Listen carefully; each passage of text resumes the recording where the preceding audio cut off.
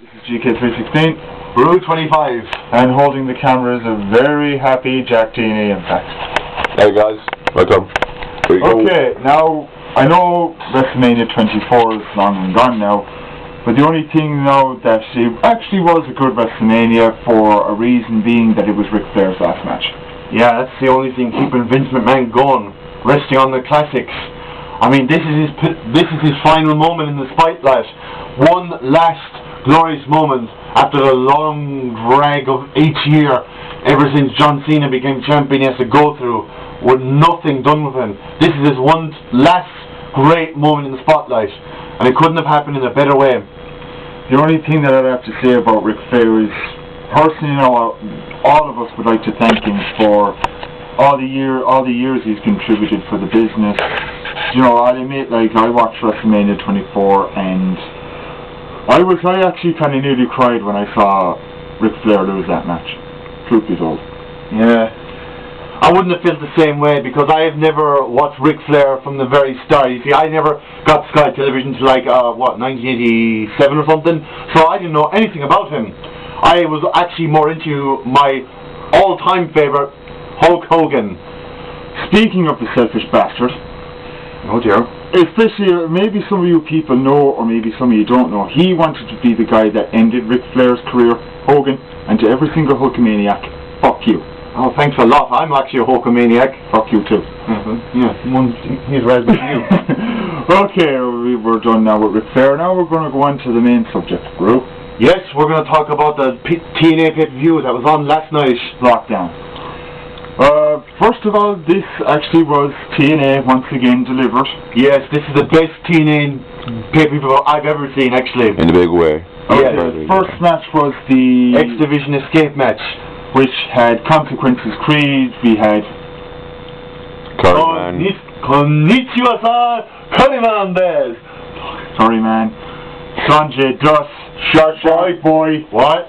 And Black Machismo, Jay Lethal, the reigning X Division champion. This match was actually a good way to start off a pay-per-view. WWE, are you listening? Yeah.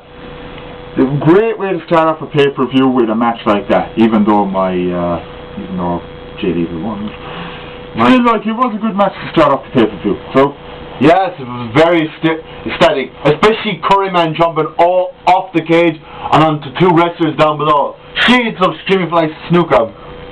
Okay, now we're going to go on to the next match, which was the Queen of the Cage. Yeah. Now, you probably know that women's matches for the last few years, like in WWE at least, have been very dire, but this was really well done. This actually kind of lifted women's wrestling back up. It lifted the Voodoo Queen popularity up. She's probably next in line to face Awesome Kong. Yeah, but I was actually kind of amazed. What was it, Angel Williams got in there? Yeah. Like, I actually thought someone with more experience like Tracy Brooks or Jacqueline would have got in there. I guess being a bitch gets you places these days. Yeah. True. And then we go on to the next match. Kit James versus P.D. James. Wasn't that bad, although it was all bad. Well, we actually did Shades of last year. When that was on, we actually walked out. Yeah, look, I'm going to admit it, I'm not a fan of Kip James, I'm not a fan of BG James. Never have been. They're two former WWE rejects, they're washed up, there has been, so what's the point? It's kind of ironic. 10 years ago, GK was big into them, now he wants to dump them. It's like, he was the road dog, now he just thinks he's roadkill. Yeah. Why do you think I call him Road Mutt now?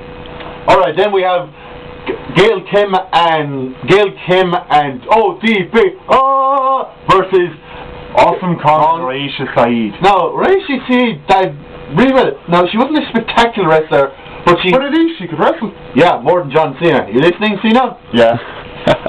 And pretty much that was actually pretty much a good tag team match for women's wrestling. I don't think you'd be popular in women's sessions. Like I care. Let me see. We had the tag match. No, yeah, we had the cuffed to the cage match. Who was in that match again? There were Scott Steiner and his new associate P.D. Williams. We had who looked completely stupid. Yes, I don't know why they kept him in TNA instead of Christopher Daniels when he got fired. This marketing thing has gone mad now lately. Right.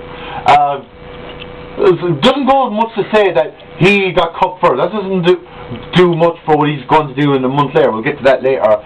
And then we had who came back? It was Super Eric to win the match for his team again. I really feel Kyle should let go of him and not be his tagging partner. It's holding him back after that great match he had with Kurt Angle. And some of the other wrestlers that were in it, there was LAX in it, there was The Rock and Red Infection, Scott Steiner and Petey Williams, Black Rain and Relic, which is Killer spelled backwards. You have to point that out, didn't you?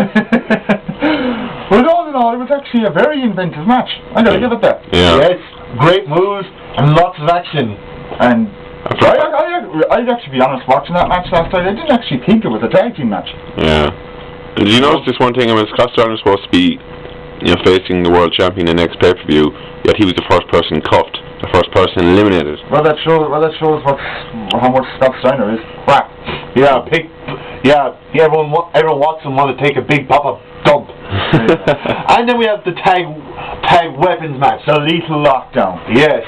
That was a pretty good match. That was pretty good, but it could have been better. It could have been better. Remember last year when AJ got thrown off and then Angle gave him the 2 fingers and hit the floor? Or Samoa Joe jumps the ropes. That's what this match was lacking.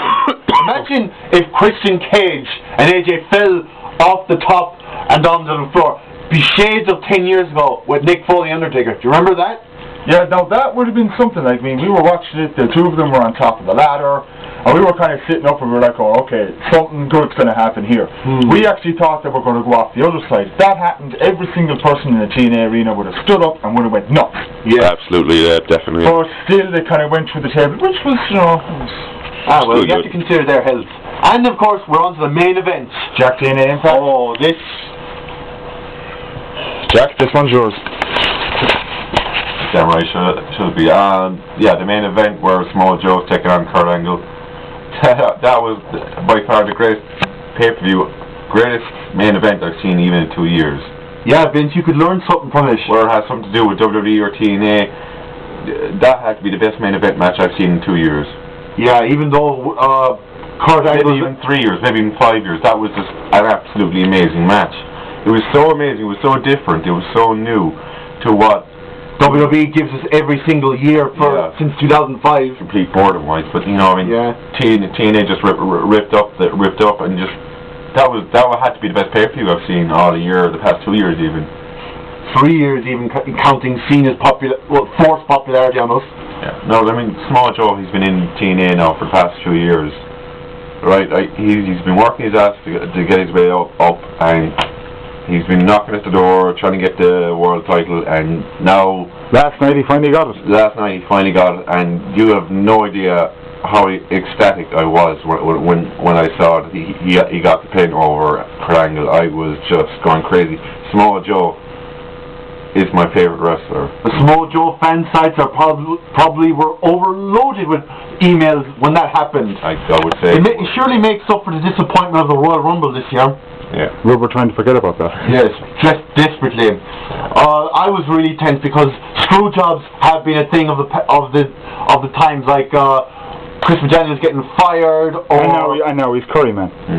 Hi, or Nick Foley getting fired at WrestleMania 2000. Oh, the Muppet.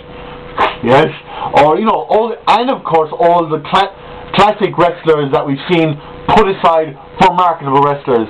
Now, something I want to point out for Samoa Joe. If you saw the match, he actually did a tribute to Chris Benoit and Ric Flair by doing a crossface and the figure four.